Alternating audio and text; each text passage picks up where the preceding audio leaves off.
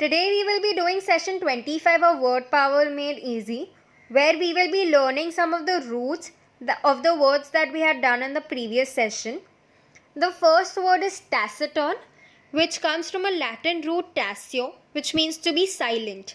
So taciturn means someone who does not like to engage in a conversation.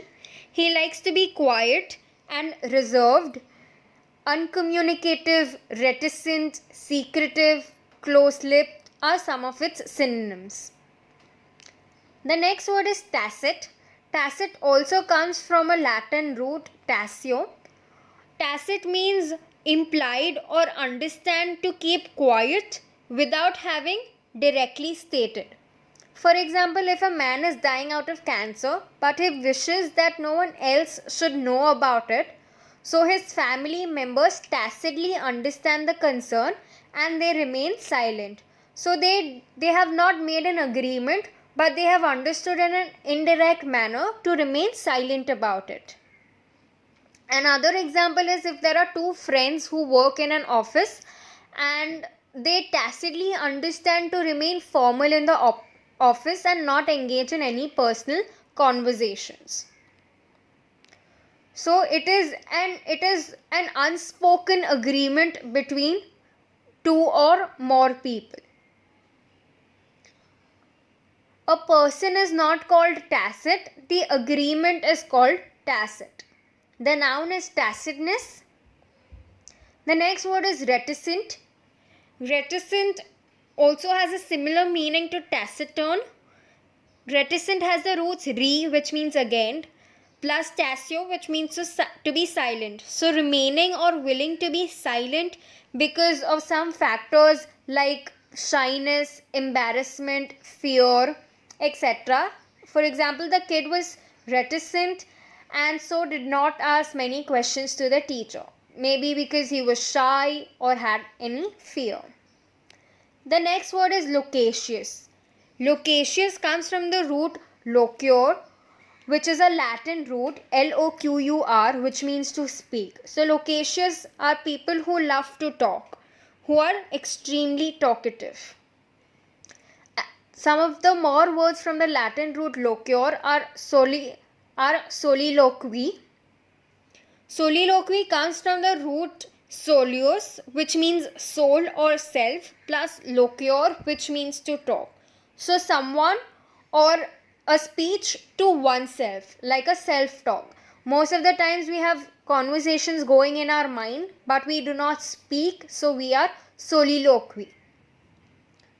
Soliloquist is the person who speaks to himself. And the verb is soliloquize. The next word is ventriloquist. Ventriloquist comes from the root ventri, which means belly or stomach, plus loquist, someone who talks. So ventriloquist is someone who talks from his belly. We have usually seen people or artists where they hold kinds of puppet in their hand and they give voice to their puppet without moving their lips. So it is the art of speaking from the belly. The next word is colloquial, which has the roots con, which means with or together, plus loquor. Now here we see that we are using the root con, but we spell it as C-O-L. So we spell it as C-O-L because the next word after L is again an L. So since there are double L, we change C-O-N to C-O-L. If the next letter was a M or a B, it would have become C-O-M or C-O-B. So colloquial means an informed way of talking, like using ordinary conversation and everyday talk. Something you talk in a very general manner, like informal or suitable to an everyday conversation. Colloquialism, it is a style of speaking in an informal manner. The next word is circum location. That has the roots circum, which means around, plus loquor, which means to talk. So to talk around a matter to talk in a very repetitive or in a deliberately vague manner, to beat around the bush, not come to the point directly, is known as circumlocation. So now is the exercise. You can pause the video and solve the exercise. The prefix and suffix is given. You have to find the English word for it. The next word is pronunciation. Taciturnity, tacit, tacitness, reticent, reticence, reticency, loquaciousness, loquacity, soliloquy, soliloquist, soliloquize, ventriloquist, ventriloquism, ventriloquistic, ventriloquialize, colloquial, colloquialism, circumlocation and circumlocatory.